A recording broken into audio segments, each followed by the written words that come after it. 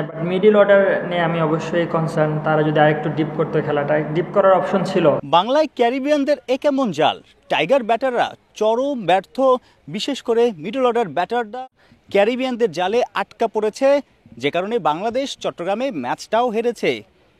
অনেক দর্শক ম্যাচ শেষে বের হওয়ার সময় বলছিলেন, এই ম্যাচে কেন জাকির নেই? সবশেষ সিরিজে তিনি ক্যাপ্টেন্সি করেছেন।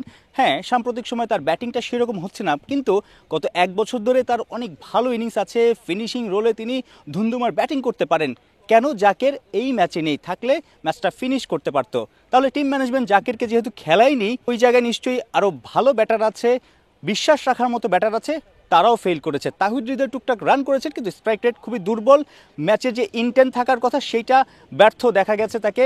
সোহান, শামীম পাটোয়ারি মোটা দাগে ব্যর্থ। তাদের আউটের ধরনও প্রশ্ন উঠেছে, তারা কি আসলে সেই রকম প্ল্যান করে নেমেছিল এই ম্যাচে? মিডল অর্ডার ব্যাটসম্যান আরেকটু রেসপন্সিবিলিটি নিতে পারতো।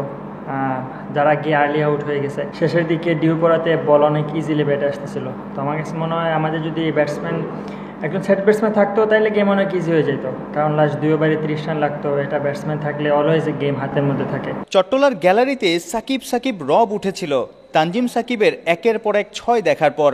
ব্যাট হাতে আশা দেখিয়ে হতাশায় ডুবিয়েছেন। বড় ধাক্কাটা খেয়েছে পেসার সাকিবের শেষ ওভারে। বলা যায় 20তম ওভারে 22 রান তুলেই পুরো মোমেন্টাম নিজেদের করে নিয়েছিল ক্যারিবিয়ানরা। বল অনেক ভালো ব্যাটে কানেক্ট হচ্ছিল। নাসুম ভাইও আমার ভালো সাপোর্ট দিচ্ছিল, নাসুম ভাইও বাউন্ডারি মারতেছিল। এটা আমার জন্য অনেক বড় একটা প্লাস পয়েন্ট।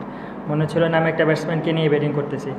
তো আমার কাছে মনে হয় আমি যদি গেমটা শেষ করতে পারতাম, আর একটু ডিপে নিয়ে যাইতে পারতাম একদম শেষ ওভার পর্যন্ত, হয়তো রিশাদও আসতো তখন। তো আক্ষেপ অবশ্যই থাকবে এই গেমের জন্য। বোলিংয়ের লাস্ট ওভার আসলে ইট ওয়াজ এ ব্যাড ডে। আমি মনে করি আর একটু এক্সিকিউশনে পারফেকশন আনতে হবে। এক্সিকিউশন এরর ছিল। আমি এটা নিয়ে কাজ করব। লিটনের বাংলাদেশের উত্থানটা গেল শ্রীলঙ্কা সিরিজে। ওখানে প্রথম টি20 হারার পর টানা 2 জয়ে ট্রফি নিশ্চিত করে। এরপর বাঘের থাবায় পাকিস্তান, নেদারল্যান্ডস ও আফগানিস্তান হয় ধরাশায়ী।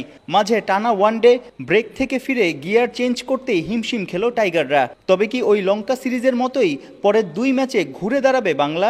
নেক্সট 2টা গেমে আমরা কামব্যাক করবো ইনশাল্লাহ। এখানে আর কোনো ব্যাকফুটে যাওয়ার চান্স নাই, কারণ আরেকটা গেম হেরে গেলে আমরা সিরিজ হেরে যাব। সো এটা ঘরের মাঠে, তো ডেফিনেটলি আমরা চেষ্টা করবো সিরিজ জেতার, যে করি হোক। সাইফুল রূপক, 71, চট্টগ্রাম। একটা এক্সট্রা অ্যাডভান্টেজ পাবো অবশ্যই নিজেদের হোম।